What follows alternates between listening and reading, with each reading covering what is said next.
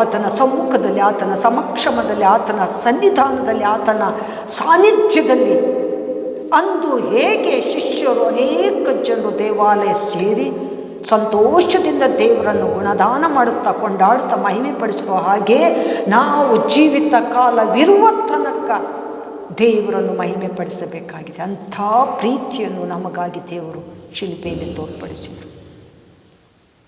ನಮ್ಮ ಮೇಲೆ ದೈವ ಸಂಕಲ್ಪ ಇದ್ದದ್ರಿಂದಲೇ ನಮ್ಮ ಪಾಪಕ್ಕೋಸ್ಕರ ದೇವರು ನಮ್ಮನ್ನು ನಾಶ ಮಾಡದೆ ತನ್ನ ಮಗನನ್ನೇ ಕಳಿಸೋದ್ರಲ್ಲಿ, ಆ ರಕ್ತದಿಂದ ನಮ್ಮನ್ನು ಪಾವನ ಮಾಡೋದ್ರಲ್ಲಿ, ಮತ್ತೆ ತಿರುಗಿ ಮೃತ್ಯುಂಜಯನಾಗಿ ಯೇಸುಸ್ವಾಮಿ ಎದ್ದು ಬಂದದ್ರಿಂದ ನಾವು ಸತ್ಯದಲ್ಲಿ ನಂಬಿಕೆಯಲ್ಲಿ ದೃಢ ನಿಲ್ಲಬೇಕೆನ್ನುವಂಥ ಸಂಕಲ್ಪ ದೇವರದಾಗಿತ್ತು. ಆದ್ದರಿಂದಲೇ ಸ್ವಾಮಿ ನಮಗೋಸ್ಕರ 2000 ವರ್ಷದ ಹಿಂದಿನ ಈ ಶುಭ ದಿನದಲ್ಲಿ ಮೃತ್ಯುಂಜಯನಾಗಿ ಬಂದರು. ಅನೇಕರು ಯೇಸುಸ್ವಾಮಿ ಎದ್ದಿಲ್ಲ ಎಂಬುದಾಗಿ ಹೇಳಿದ್ರು ಸತ್ಯವೇದದಲ್ಲಿ ಮತ್ತು ಯೇಸುಸ್ವಾಮಿ ಹೇಳುವ ಪ್ರಕಾರ ಸಮಸ್ತ ಪ್ರವಾದಿಗಳ ಬಾಯಲ್ಲಿ ಮೊದಲುಗೊಂಡು, ಮೋಶೆಯ ಧರ್ಮಶಾಸ್ತ್ರದಲ್ಲಿ ಮೊದಲುಗೊಂಡು ಸಮಸ್ತ ಗ್ರಂಥಗಳಲ್ಲೂ ತನ್ನ ವಿಷಯವಾಗಿರುವ ಸೂಚನೆಯನ್ನು ಅವರಿಗೆ ವಿವರಿಸಿದನು. ಹಾಗಿದ್ರೆ ಸಮಸ್ತ ಗ್ರಂಥಗಳಲ್ಲೂ ಯೇಸುಸ್ವಾಮಿಯ ಬಗ್ಗೆ ಸೂಚನೆಗಳು ಇದೆ ಎಂಬುದಾಗಿ ಕಡೇ ಗಳಿಗೆಯಲ್ಲಿ ಯೇಸುಸ್ವಾಮಿ ಹೇಳಿದರು. ಸಮಸ್ತ ಗ್ರಂಥಗಳನ್ನು ನಾವು ಹುಡುಕುವುದಾದರೆ ಅದರಲ್ಲೆಲ್ಲದರಲ್ಲೂ ಬೈಬಲಲ್ಲಿದೆ, ಋಗ್ವೇದದಲ್ಲಿದೆ, ಉಪನಿಷತ್ತದಲ್ಲಿದೆ, ಇನ್ನು ಸಿಖ್ ಹಾಗೆ ಕುರಾನ್ ಎಲ್ಲದರಲ್ಲೂ ಸಮಸ್ತ ಗ್ರಂಥಗಳಲ್ಲೂ ಯೇಸುಸ್ವಾಮಿಯ ಬಗ್ಗೆ ಬರೆಯಲ್ಪಟ್ಟಿದೆ. ಯಾಕಂದರೆ ಯೇಸುಸ್ವಾಮಿ ಬರೀ ಲೋಕದ ಮತ ಎಣಿಸಿಕೊಳ್ಳುವ ಕ್ರೈಸ್ತರ ದೇವರಲ್ಲ, ಒಬ್ಬೊಬ್ಬರ ವಿಶ್ವದೆಲ್ಲರ ದೇವರಾಗಿದ್ದಾರೆ. ಎಲ್ಲರಿಗೋಸ್ಕರ ತನ್ನ ಜೀವವನ್ನು ಸಮರ್ಪಿಸಿರು, ಪಾಪವನ್ನು ಹೊತ್ತುಕೊಂಡರು.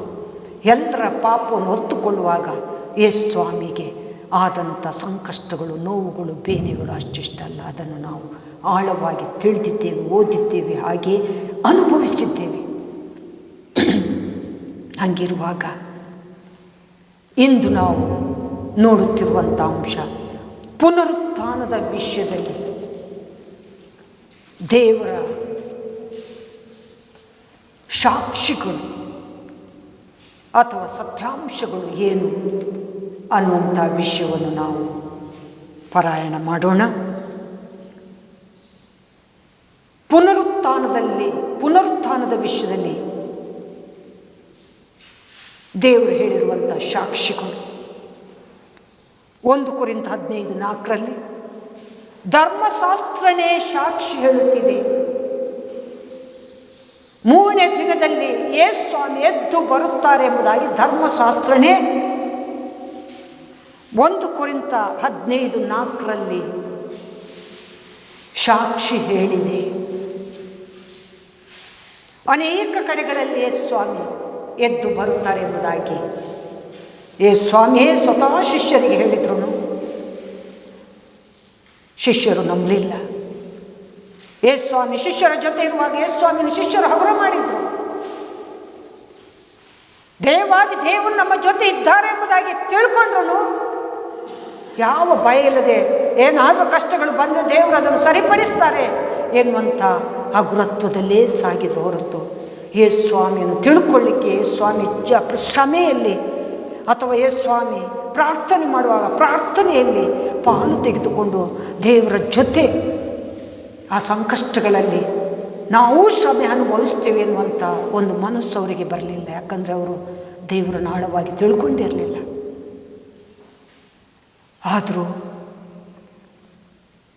ತಿಳ್ಕೊಳ್ಳುವಂಥ ಪರಿಸ್ಥಿತಿ ಯಾವಾಗ ಬಂತಂದರೆ ಯೇಸುಸ್ವಾಮಿ ಸತ್ತು ಉಣಲ್ಪಟ್ಟು ಎದ್ದು ಬಂದ ಮೇಲೆ ಯೇಸುಸ್ವಾಮಿ ಅವರ ಜೊತೆ ಮಾತಾಡುವಾಗ ಅವರ ಒಳ ದೃಷ್ಟಿ, ಒಳ ಕಣ್ಣು, ಶಾರೀರಿಕ ಕಣ್ಣು ಓಪನ್ ಆಗಿದ್ರು. ಶಾರೀರಿಕ ಕಣ್ಣಿನಿಂದ ಯೇಸುಸ್ವಾಮಿ ಜೊತೆಯಲ್ಲಿದ್ರೂ ಅವ್ರು ತಿಳ್ಕೊಳ್ಳಿಕ್ಕಾಗಿಲ್ಲ. ಆದರೆ ಯೇಸುಸ್ವಾಮಿ ಉಣಲ್ಪಟ್ಟು ಎದ್ದು ಬಂದ ಮೇಲೆ ದೇವರಿಗೆ ಸ್ತೋತ್ರ ಮಾಡಿ ರೊಟ್ಟಿ ಮುರಿಯುವಾಗ ಅವರ ಕಣ್ಣುಗಳು ಓಪನ್ ಆಯಿತು. ದೇವರನ್ನು ನಂಬಿದ್ರು. ಆಮೇಲೆ ಒಬ್ಬೊಬ್ಬರನ್ನು ಬಲಿತವಾಗಿ ನಮಗಿನ್ನೇನು ಬೇಡ, ನಾವು ದೇವರನ್ನು ಲೋಕಕ್ಕೆ ಪ್ರಕಟಪಡಿಸಬೇಕು. ಸ್ವಾಮಿ ಜಗತ್ತಿಗೆಲ್ಲ ನನ್ನನ್ನು ಪ್ರಕಟಿಸಿರಿ, ತಂದೆ ಮಗ ಪರಿಶುದ್ಧಾತ್ಮನ ಹೆಸರಲ್ಲಿ ದೀಕ್ಷೆ ಕೊಡಿಸ್ರಿ, ನಾನೇನೇನು ಆಜ್ಞಾಪಿಸಿದೆ ನಾವೆಲ್ಲವನ್ನು ಕೈಕೊಂಡು ನಡಿಲಿಕ್ಕೆ ಹೇಳಿ, ಯುಗದ ಸಮಾಪ್ತಿಯವರೆಗೂ ನಾನು ನಿಮ್ಮ ಜೊತೆ ಇರುತ್ತೇನೆ ಎಂಬುದಾಗಿ ಹೇಳಿದ ವಾಕ್ಯದ ಪ್ರಕಾರ ವಾಕ್ಯಕ್ಕೆ ವಿಧೇಯರಾಗಿ ತಮ್ಮ ಜೀವಿತವನ್ನೇ ಸೇವೆಗೆ ಸಮರ್ಪಣೆ ಮಾಡಿದರು. ಸ್ವಾಮಿ ಇರುವಾಗ ಈ ಭಾರ, ಈ ಚಿಂತನೆ ಅವರಿಗಿರಲಿಲ್ಲ. ಆದರೂ ದೇವರವರನ್ನು ಕೈ ಬಿಡಲಿಲ್ಲ. ತನ್ನ ಜೊತೆ ಇದ್ದ ಗುರುತಿಗೆ ಸ್ವಾಮಿ ಅವರನ್ನು ಸೇವೆಗೆ ಸಂಪೂರ್ಣ ನಡೆಸಿದರು. ಶಿಷ್ಯರಿಂದ ಮಾತ್ರ ಅದು ಆಗಲಿಕ್ಕೆ ಸಾಧ್ಯ ಇಲ್ಲ. ಯಾಕಂದರೆ ನಮ್ಮಲ್ಲಿ ಏನೇ ಒಳ್ಳೆಯದಾದ್ರೂ ಅದು ದೈವ ಪ್ರೇರೇಪಣೆ, ದೈವ ಕಾರ್ಯ. ನಾವಾಗಿ ಏನು ಒಳ್ಳೆಯದು ಮಾಡಲಿಕ್ಕೆ ಸಾಧ್ಯ ಇಲ್ಲ. ನಮ್ಮಲ್ಲಿ ಏನಾದರೂ ಒಳ್ಳೆಯದು ಆಗುತ್ತಿದೆ ಅಂದರೆ ಅದು ದೈವ ಕಾರ್ಯ. ದೈವ ಕಾರ್ಯ ನಮ್ಮಲ್ಲಿ ಆಗಬೇಕಂದ್ರೆ ನಾವು ದೇವರಿಗೆ ಮೆಚ್ಚುಗೆ ಆಗಿದ್ದೇವೆ. ಹೇಗೆ ಮೆಚ್ಚುಗೆ? ಕೆಲವು ಸಂದರ್ಭದಲ್ಲಿ ಕರುಣೆ ಉಳ್ಳವರಾಗಿದ್ದೇವೆ, ಕೆಲವು ಸಂದರ್ಭದಲ್ಲಿ ಸತ್ಯವನ್ನೇ ಹೇಳುವವರಾಗಿದ್ದೇವೆ, ಕೆಲವು ಸಂದರ್ಭದಲ್ಲಿ ನೀತಿಗೆ ಹಸಿದು ಬಾಯಾರಿದವರಾಗಿದ್ದೇವೆ, ಕೆಲವು ಸಂದರ್ಭದಲ್ಲಿ ಯಾರಾದರೂ ನಮಗೆ ಗುಣಗುಟ್ಟಿದರೆ, ನಿಂದೆ ಅಪಮಾನಗಳನ್ನು ಹೊರಿಸಿದರೆ ಅವರು ತಿಳಿಯದೆ ಮಾಡುತ್ತಾರೆ ಎಂಬುದಾಗಿ ಕ್ಷಮಿಸ್ತೀವಿ. ಯಥಾರ್ಥವಾಗಿ ದೇವರಲ್ಲಿ ಮೊರೆ ಇಡ್ತೀವಿ. ಸ್ವಾಮಿ ನಮಗೆ ನೀನೇ ಆಧಾರ ಬಿಟ್ಟು ನಮಗಿನ್ಯಾರೂ ಇಲ್ಲ ಎಂಬುದಾಗಿ ನಂಬಿದ್ದೇವೆ.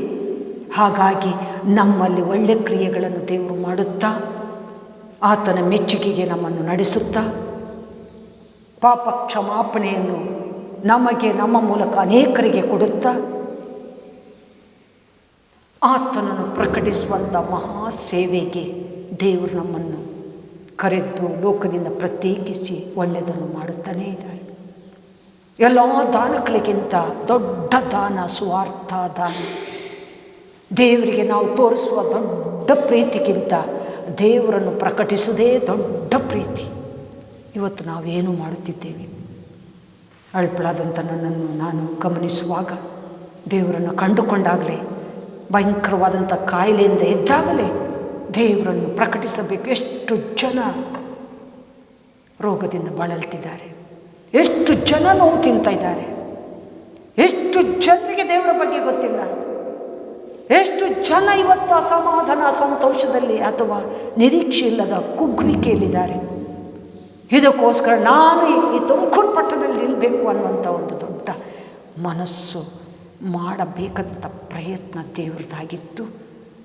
ಇವತ್ತು ದೇವರನ್ನು ಪ್ರಕಟಿಸುವಂಥ ಮಹಾಭಾಗ್ಯ ನನಗೆ ಸಿಕ್ಕಿದೆ ಅಂದರೆ ಆ ವಿಷಯದಲ್ಲಿ ನಾನು ಧನ್ಯಲೇ ಅಥವಾ ದೇವರ ಭಾಗ್ಯನೇ. ಪ್ರತಿ ಒಬ್ಬೊಬ್ಬರು ಜಗತ್ತಿಗೆಲ್ಲ ದೇವರನ್ನು ಸಾರಬೇಕೆಂಬುದಾಗಿ ದೈವ ಇಚ್ಛೆ.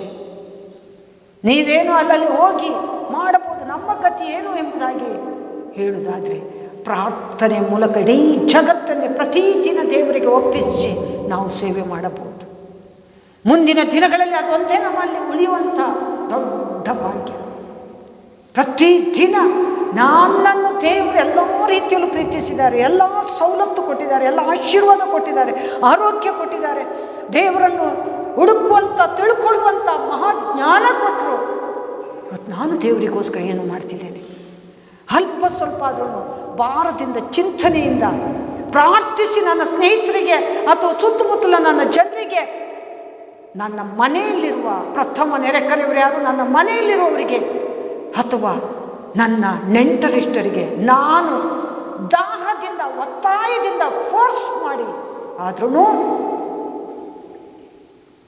ಜವಾಬ್ದಾರಿಯನ್ನು ಹೊತ್ತುಕೊಳ್ತಿದ್ದೇನೆ, ಕ್ರಿಸ್ತನ ಪ್ರೀತಿಯನ್ನು ಹಂಚುತ್ತಿದ್ದೇನೋ ಎನ್ನುವಂಥ ಚೆಕ್ಕಿಂಗ್ ಪ್ರತಿದಿನ ನಮ್ಮಲ್ಲಿರಬೇಕು.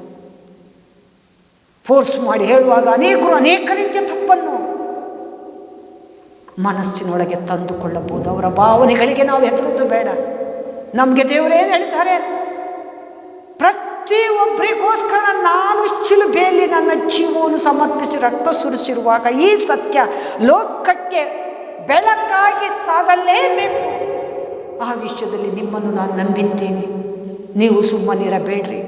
ಸುಮ್ಮನಿದ್ರೆ ಈ ಬೆಟ್ಟಗಳಲ್ಲಿ ಅಥವಾ ಕಲ್ಲುಗಳು ಎದ್ದೇಳಲಿಕ್ಕೆ ಸಾಧ್ಯ, ಅನ್ಯರು ಎದ್ದೇಳಲಿಕ್ಕೆ ಸಾಧ್ಯ, ಚಿಕ್ಕ ಮಕ್ಕಳು ಎದ್ದೇಳಲಿಕ್ಕೆ ಸಾಧ್ಯ.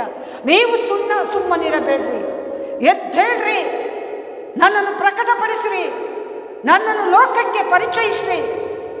ನಾನು ನಿಮ್ಮ ದೇವರು ಮಾತ್ರ ಅಲ್ಲ, ಎಲ್ಲರ ದೇವರಾಗಿದ್ದೇನೆ. ನಾನು ಎಲ್ಲರ ಜೀವ ಮರಣದ ಒಡೆಯ, ನಾನೆಲ್ಲರ ಸೃಷ್ಟಿಕರ್ತ. ನಾನೇ ಕರ್ತನಾದ ಪ್ರಭು, ನಾನೇ ಕರ್ತನಾದ ಯೇಸು, ನಾನೇ ಕರ್ತನಾದ ಪರಮಾತ್ಮ, ನಾನೇ ಭಗವಂತ, ನಾನೇ ಸೃಷ್ಟಿಕರ್ತ, ನಾನೇ ನಿಮ್ಮನ್ನು ಉಂಟು ಮಾಡಿದ್ದು, ನಾನೇ ನಿಮ್ಮನ್ನು ಸಲುಹುವಂಥದ್ದು.